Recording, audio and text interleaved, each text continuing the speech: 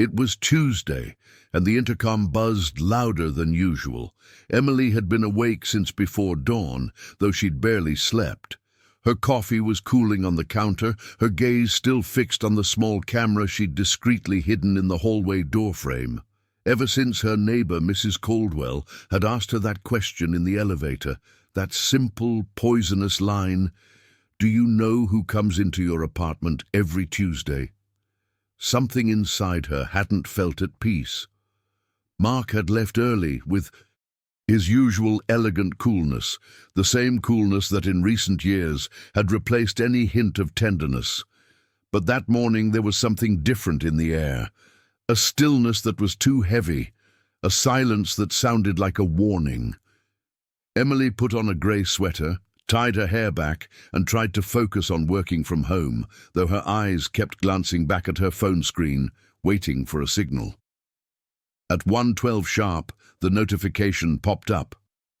Motion detected at the front door. Her heart began to pound in her chest. The door opened gently, without force, as if the person had a right to be there. Emily gasped. The female figure moved forward calmly, looking around with familiarity. When she paused the video, her blood ran cold. It was Lauren, her daughter-in-law, her son Daniel's wife. That image was like a physical blow.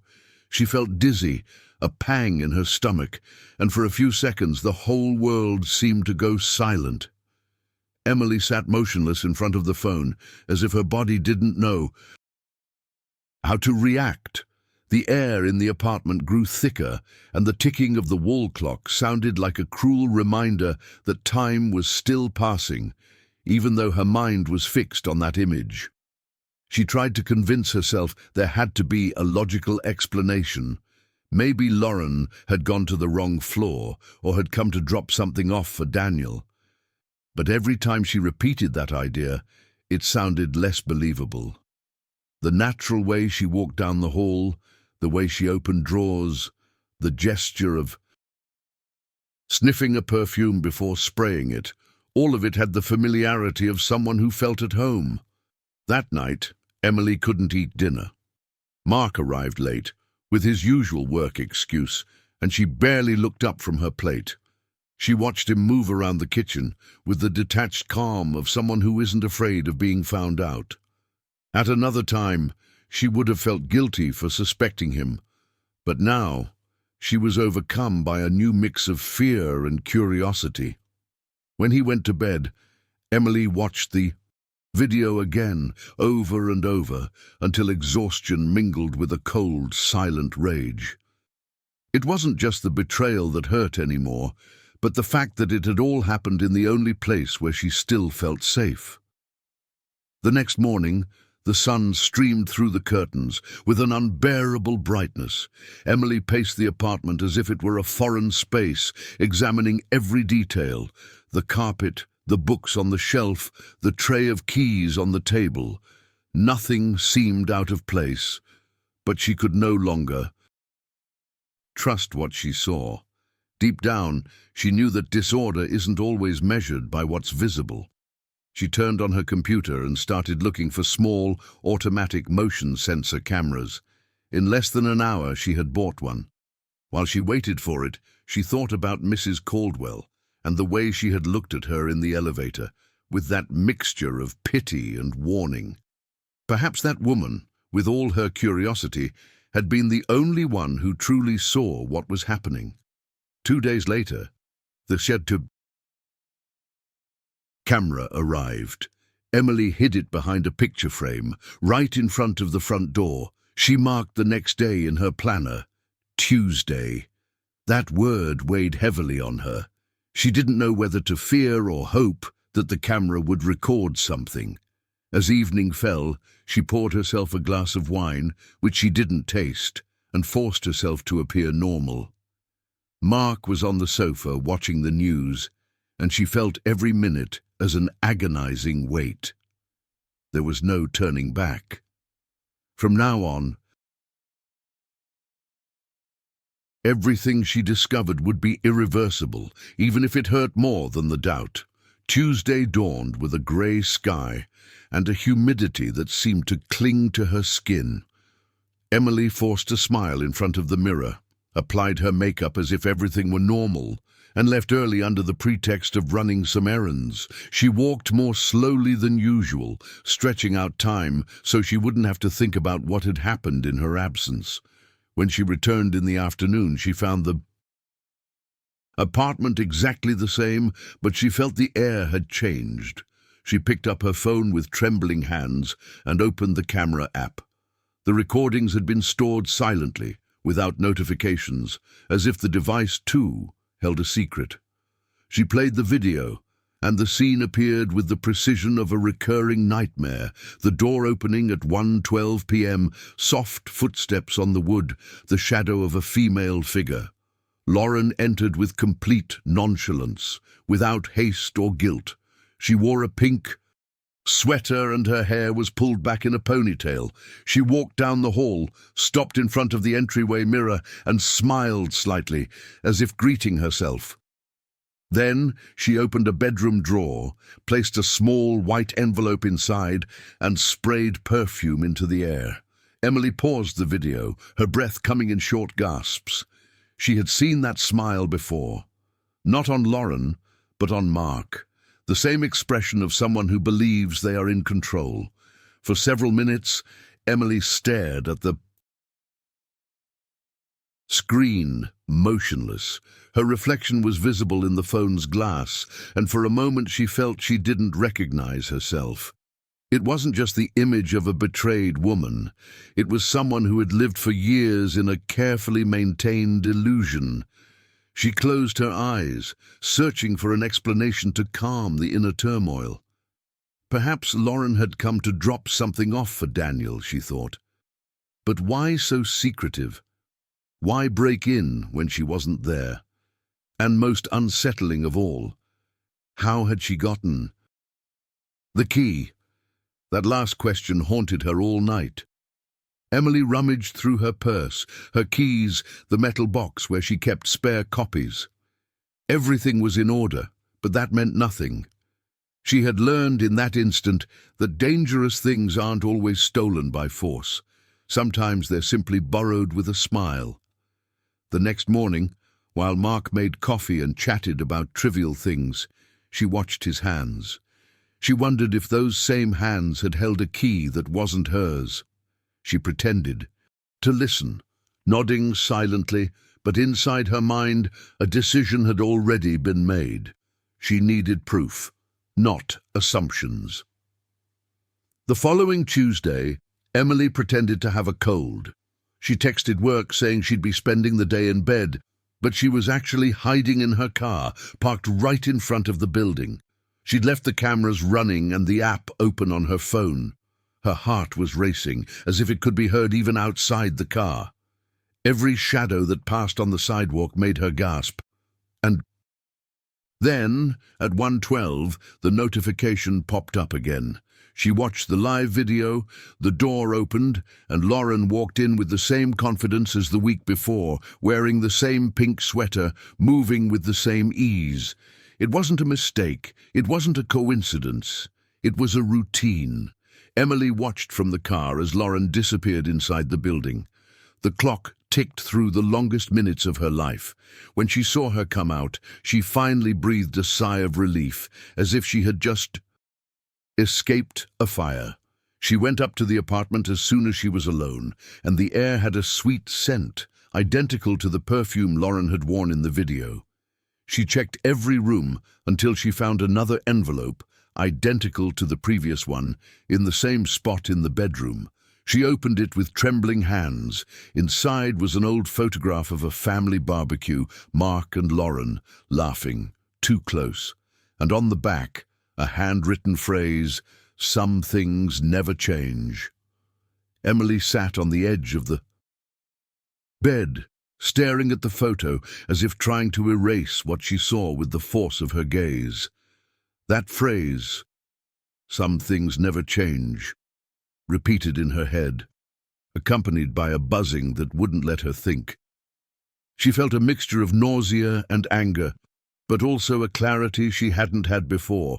Everything she had ignored for years, the absences, the curt replies, the physical distance, now fit into a single timeline.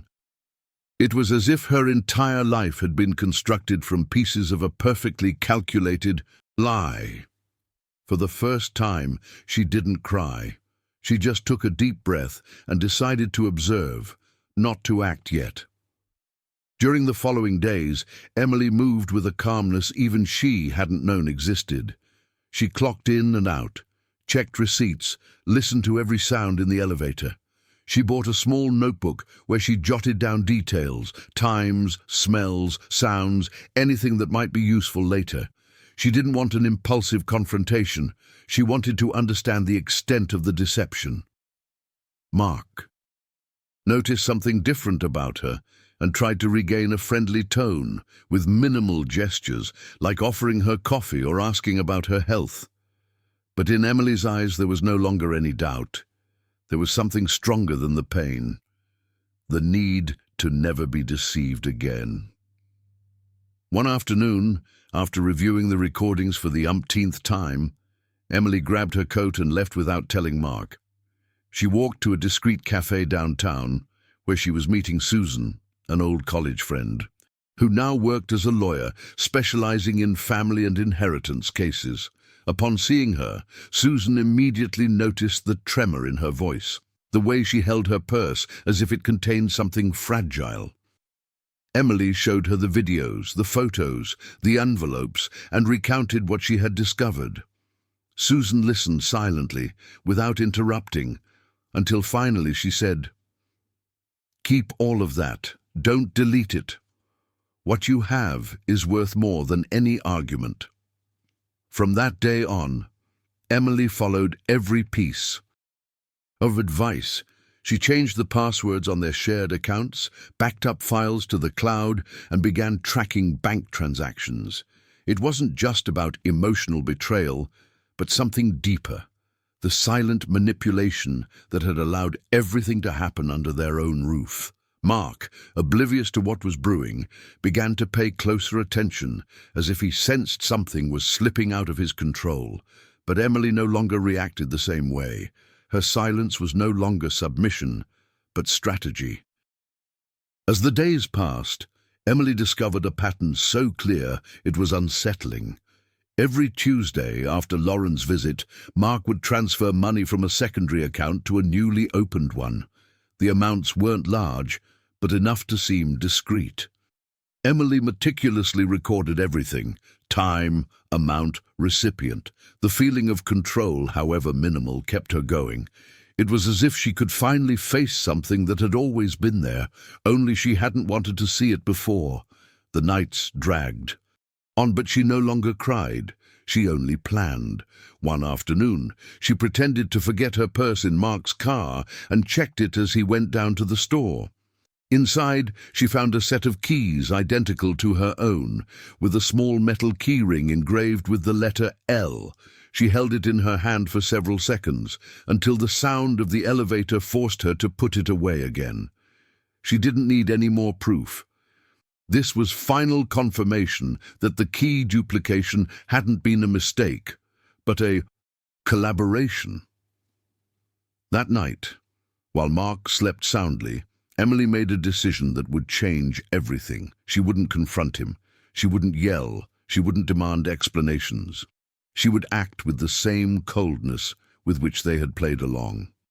Susan helped her meticulously organize everything. They reviewed the recordings, bank statements, and messages Emily had saved.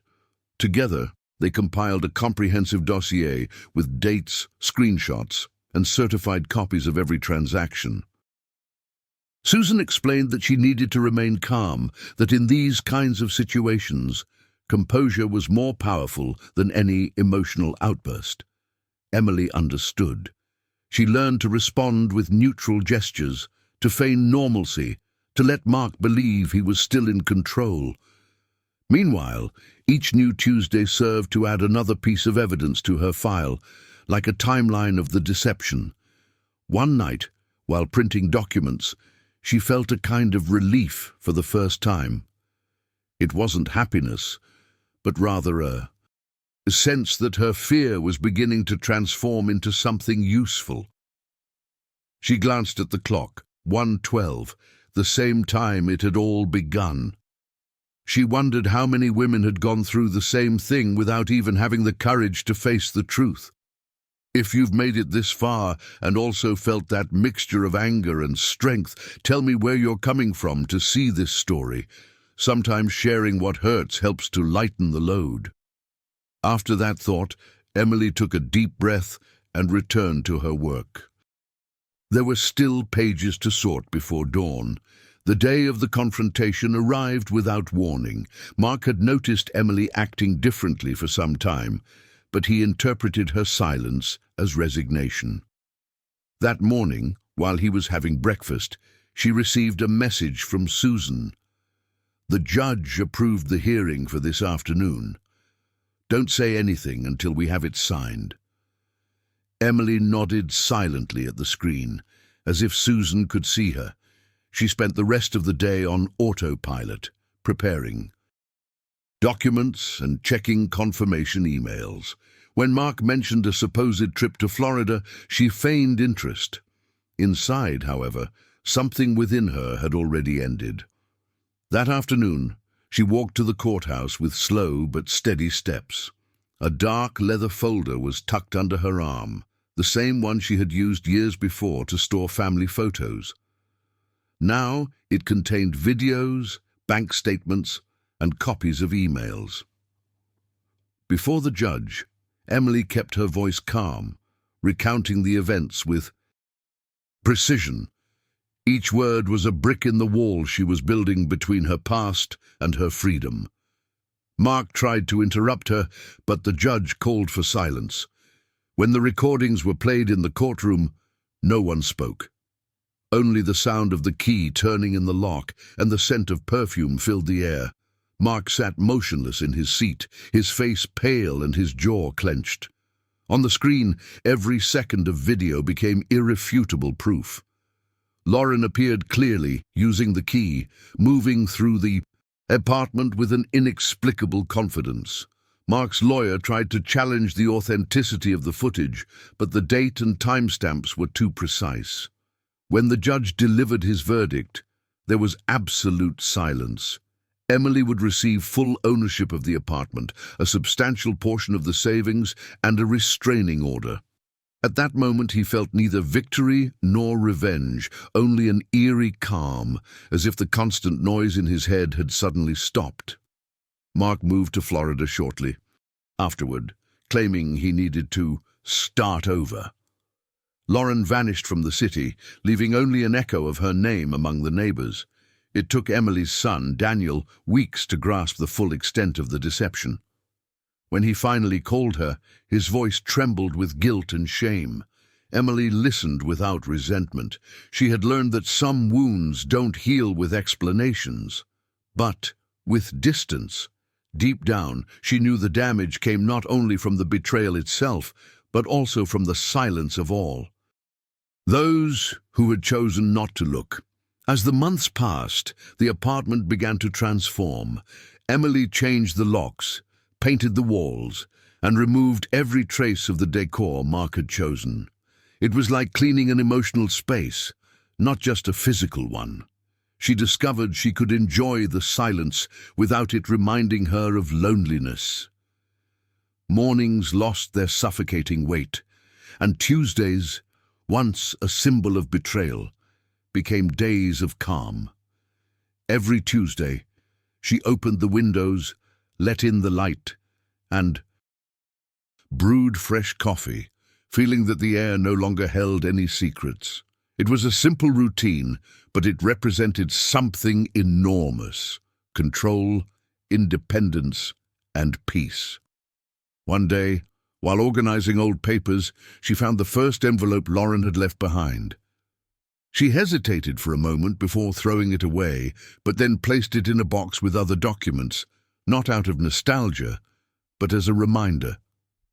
She had learned that evidence wasn't only useful in court, it also served to prevent repeating the Same mistakes. Emily knew now. Telling the truth was also a way to heal. Over time, Emily began receiving messages from former co-workers, neighbors, and even strangers who had learned of her story in one way or another. Many asked for advice. Others simply wanted to vent. At first, she hesitated to respond, but one afternoon she decided to. She spoke to them honestly, without drama, explaining how she had gone from fear to strategy. That conversation was the beginning of something new. Within a few months, Emily was organizing small workshops in the building's community room, where women shared experiences of betrayal, manipulation, or loss of trust. She listened attentively, showed them how to document their experiences, and above all, how not to lose themselves in the midst of their pain.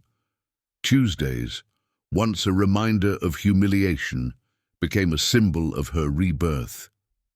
It was the day she opened the salon, served coffee, and turned on a yellow lamp above the round table.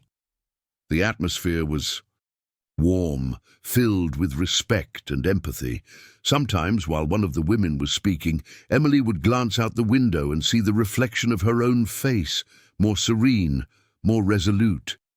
She understood that time doesn't erase scars, but it can transform them into signs of strength. Her story, which began with a question whispered in an elevator, was now a source of inspiration for others. A year later, Emily ran into Mrs. Caldwell again in the building's lobby. The elderly woman wore her ever-present beige coat and that air of elegant curiosity that never left her. Upon seeing her, she smiled wryly and said, "I knew you weren't the type to give up." Emily responded with a gentle gesture and sincere thanks. If it hadn't been for that seemingly innocent question, "Do you know who comes into your apartment on Tuesdays?" she might still be living a lie. They shook hands, and for the first time, Emily felt that the cycle was truly closing. That night she lit a candle by the window and watched the sunset. The sky turned orange and gold, its colors reflected on the freshly painted walls. In the silence of her home, there were no more suspicions or cameras, only the certainty of having survived. She thought of all the women who, like her, had had to face their deepest fears. Justice doesn't always arrive with a bang. Sometimes it comes with the quiet confidence of someone who has learned to live without fear. Emily smiled faintly. The world hadn't changed, but she had. And, in that difference, she finally found her freedom.